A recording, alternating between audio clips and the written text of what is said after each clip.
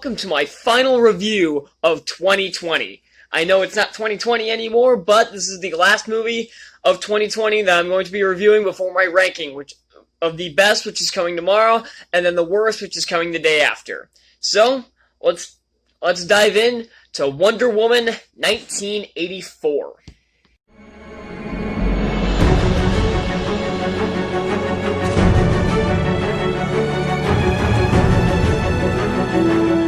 When you factor in every movie that was delayed or even just thrown to this year now, this ended up being my most anticipated movie of the year. Because it would have been Black Widow, but that got pushed back to May. And it better keep that release date, for Christ's sake. So I was really looking forward to this movie. I really liked the first Wonder Woman. I think it is a very good movie. I think it kind of falls apart in the third act, like a lot of people say, and they're absolutely right, it kind of does. But it doesn't destroy the movie or anything. I just think the third act should have been handled better. And if you know me, you know my thoughts on DCEU so far. I think it's an absolute mess. And I did a review of Birds of Prey a few months back, and I thought it was trash. And yeah, that's kind of my basis on the DCEU. It's kind of, this half is trash, and this half is really good. Because movies like Wonder Woman, Shazam, and Aquaman are really good. I'm kind of conflicted on Man of Steel. It's like, I really like it, but I really like it, but I know it has a ton of problems. And then ones like BVS, Birds of Prey, and Suicide Squad can be thrown into the pits of Tartarus. And this one falls somewhere in between. Because I liked it, but just enough to push it to positive. So, the one thing I'm going to get in this movie, okay, first off, I'm going to get my most controversial opinion out there right now, even though some people agree with me.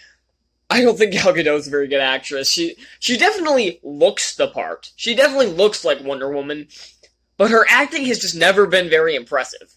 Even in I think her best performance was in the first Wonder Woman, but here she seems off again, and I don't fully understand it.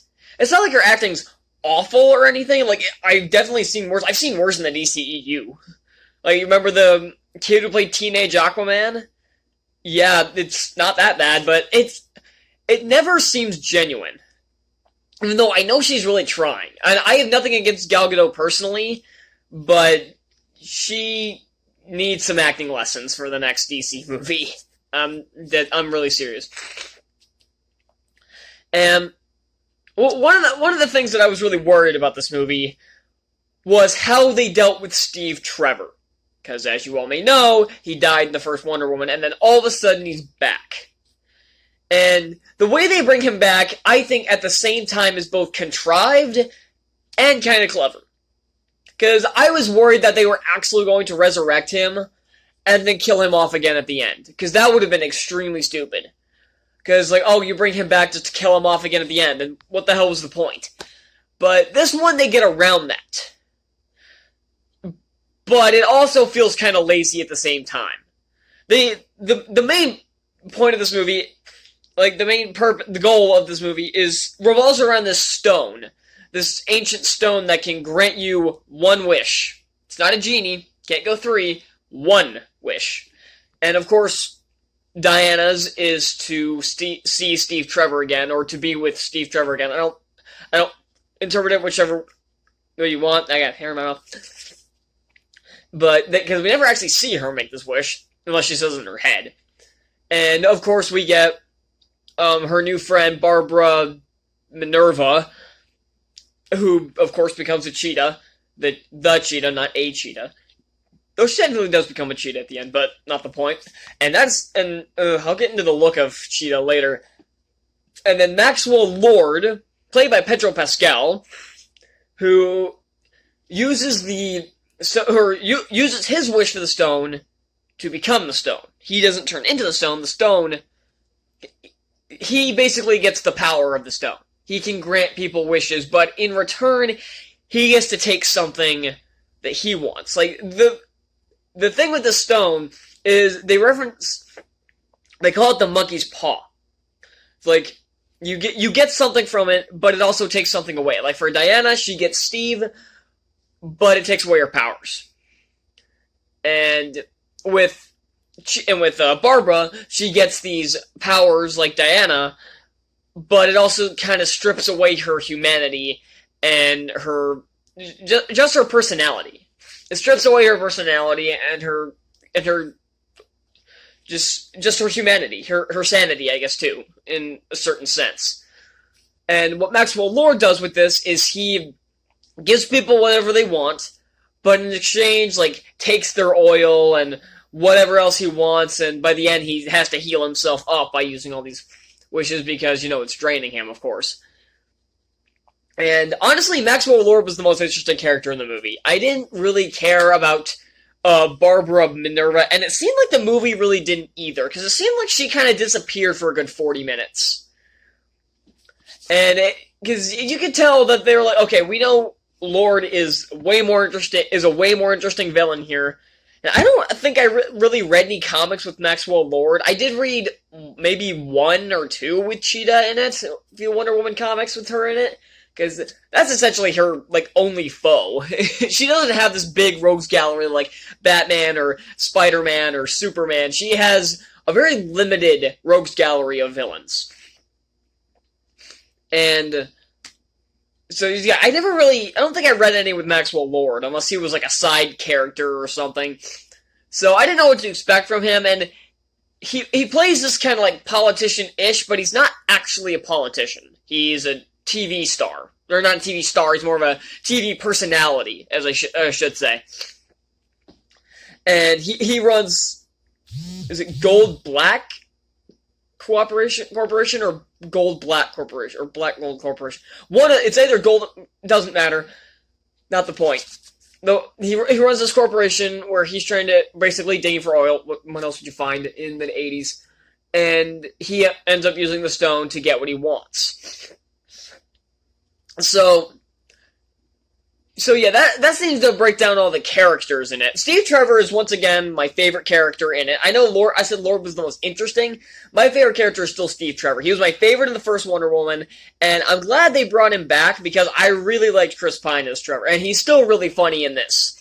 I like the way he reacts to all this new stuff in the 80s, because it's never... I've seen movies like this where it always comes across really hokey, where where you can tell that they're faking, that they have actually seen this stuff before, and they're acting through it. This one, it feels genuine, because Chris Pine is a very good actor, but the way they bring him back also is kind of I've seen people call this, the way they bring him back, problematic, and I kind of see where they're coming from with that, considering he takes over some dude's body for a good 3 days, and then the guy's just kind of thrown in the situation. We don't even see him transform back into the other guy. We see the guy at the very end, but we don't see him react to anything. He's just not there. And that's kind of stupid. That could have been a really funny or interesting scene, but they just don't do anything with it. So, from what I've heard, Patty Jenkins, the director of this, had some behind-the-scenes trouble with Warner Brothers because they wanted to cut the flashback scene in the opening and the mall fight scene, which took place directly after, which I did not expect, actually. And honestly, had they cut the flashback scene, normally I hate studio interference because normally they end up screwing it up. Fantastic Four. But I think this time they would have made the right call. Because this flashback scene, not only is it insanely long, I know the first one started off with her as a little kid, but this flashback is insanely long, and it doesn't tie into the story at all. I know it shows her, like, learning a lesson, but it's not the same lesson she takes it. She doesn't use this lesson at any point in the rest of the movie. So, it seems like this entire scene was pointless. And then the mall scene, I kind of get why I think that one, I'm okay with this one being kept in, because this should have been where the movie opened. Kind of like the same way Justice League introduced Diana. It would have been kind of the same thing. Unfortunately, in this one, it's not a very good fight scene. It has maybe 5 wire jumps of doom. and I hate the wire jump of doom, and it's not a very well choreographed fight scene. It's actually very silly. And the guys who have guns that she's fighting against are not a threat at all. At least you got the sense in Justice League when she fought off those guys they had a bank? I don't know. But when she fought off those guys, they actually seemed like a threat. Because they had guns, they were killing people, they had a big-ass bomb that was going to blow up part of the city, if not the entire city. I haven't watched Justice League in a while. And side note, I'm okay with Justice League. I realized I didn't mention that earlier. That one's kind of split in the middle. Kind of where this one is. But, not the point. So they seemed like a threat. These guys are idiots who just happen to have firearms, who are stealing some, like, priceless artifacts that were being sold on the black market. And they're idiots. They're not competent at all. Those other guys in Justice League, they were competent. They were badasses. They had guns. They were killing people. They had a bomb ready to go. These guys look like Harry and Marv from Home Alone. They're not threatening in the slightest. They keep tripping over themselves and dropping shit. The entire reason that this entire action sequence starts is because one of the dumbasses drops one of their guns, tripping over himself. And yeah, and that's another problem with this movie is the action sequences. There are so few of them, and this is a really long movie. Most superhero movies, I get that superhero movies, 3 action sequences seems to be where they should be. Like, 3 actions should be the minimum that you see. This one has 3, but the movie is 2 hours and 35 minutes. I think you could have thrown one more in there and cut some of these pointless, long dialogue scenes. The car chase fight, that was cool. I liked that one. I liked seeing Diana actually vulnerable this time because her powers are fading away because that's what it took when she wished for Steve Trevor to come back. So, I like that idea of seeing her a bit more vulnerable. And then we get the final fight, which is her versus Cheetah, which is pathetic. It is a very dull fight, and I know people like to claim that the Marvel movies just have this, all of a sudden, this character shows up just so we can have a big dumb fight scene at the end. People complain about the Marvel movies. At least the Marvel movies have good action at the end. But now DC's getting in on this trend. It happened with General Zod. It happened with Doomsday. It happened with Enchantress. It happened with Steppenwolf. It happened with Savannah in Shazam. And this one is such a terrible fight. It is not well choreographed. It's not well shot. It's dark as hell. You can still, unlike something like the Long Night in Game of Thrones, you can only see what's happening. It's not that dark, but at times it's kind of hard. But there are times when it's kind of hard to follow. And of course, and it ends with like an electric pipe, or not electric pipe, one of the electric cables hitting the water while Cheetah and Diana are still in there. Now, I understand Diana surviving that because she is essentially a god. After all, isn't her nickname like the God Killer or something? So, I can buy that. Her getting off without a scratch, I'm a little iffy on, but whatever. But Cheetah doesn't die, not even close. Though, near the end, her Cheetah form has faded away, which looks awful, by the way. It's not cat's bad, but it looks really bad. Like, especially when she's just, like, laying there after she gets electrocuted, and it's, like, a close-up of her. It looks bad. It's not convincing in the slightest, and it's not as bad as, like, the CGI at the end of, like, Black Panther during the fight between Killmonger and T'Challa. It doesn't look that bad, but it looks pretty bad. Especially for a 2020 $200 million superhero movie by Warner Brothers. Max Steel had better looking CGI than Cheetah, and that had a $10 million budget from a really small studio. So, the action sequences are really the pacing overall in this movie is extremely slow and sluggish, especially the first half. I think the car chase, which is the second action sequence, and the only good one, actually, out of the 3, takes place. The mall scene takes place maybe 12 minutes in, because, again, that flashback scene is incredibly long and boring. And I swear the car chase happens an hour and 15 in, if not longer than that. So they really needed to trim the fat from this film. I still like the relationship between Diana and Steve. It doesn't seem forced. It didn't seem forced in the first one either. I know I complained about Godot's acting, but she does at least have good chemistry with Chris Pine. I'll give her that. And some of the comedic scenes she can kind of pull off. Like, my favorite scene in this is when Steve was trying on all these different clothes to try to blend in. I thought that was very cute. I thought it was very funny. And a lot of lines out of Steve were pretty funny. And I liked some lines from, like, especially when they're trying to take off in this jet after they steal it from, I'm pretty sure it's the Smithsonian where she's working. Where they steal a jet, and she forgets to mention that they have radar, that they can track, that they'll be able to follow them no matter what. And he's like, well, are they going to shoot at us? Well, shit, Diana. That was hilarious. And also, we get the invisible jet in this one. And it's actually pretty funny, because she's like, I've only once turned something invisible. And it's like, how long did it last? I don't know, it was a coffee cup and I lost it. That was funny. I really like some of the dialogue. The interactions between Steve Trevor and Diana Prince are very good. Those are some of the best dialogue scenes in this. But whenever there's one with, like, Barbara, it's never interesting and it's incredibly boring. Because it doesn't further the story most of the time. Like, I get the villain at least has a motivation in this one.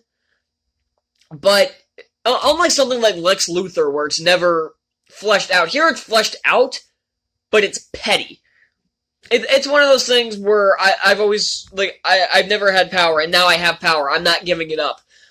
Stuff like that always annoys me, because it's the most petty thing. When you can get rid of your wish to save the world, essentially, and you're petty enough that you're not going to do it, that's when I get annoyed.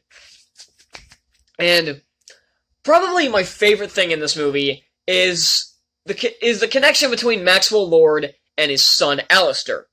I thought the scenes he has with his son are very good. Those are some of the few points where I'm actually legitimately invested in this movie. Because like I said, Maxwell Lord is the most interesting character, and I like the dynamic he has with his son, where he's trying to make his son proud of him. But the reconciliation they have at the end is very, very good. Probably one of the better endings of a DC movie. And there is a sort of mid-credit scene, because it's like more like Jumanji: The Next Level, where it happens like 10 seconds into the credits, it just shows up. And it's a cameo by Linda Carter, who was the original Wonder Woman from back in the 70s. If you ever seen the 70s Wonder Woman show, that's her. And she shows up as this Amazon who originally had the gold armor that you see in the trailer. And she basically held off the men of Earth to allow the Amazonians to escape to Themyscira. And she disappeared, and all they found was her armor. And she shows up at the end of this, mostly just for a joke that, hey, it's Linda Carter. And also, there was apparently a blink and you miss it cameo from the girl from the first movie who Diana kind of buddies up with. I'm pretty sure I saw it. It was in the same scene as the Linda Carter scene. I'm pretty sure. I'm not positive, but I'm like 90% sure. If I'm wrong, well, fuck me, I guess.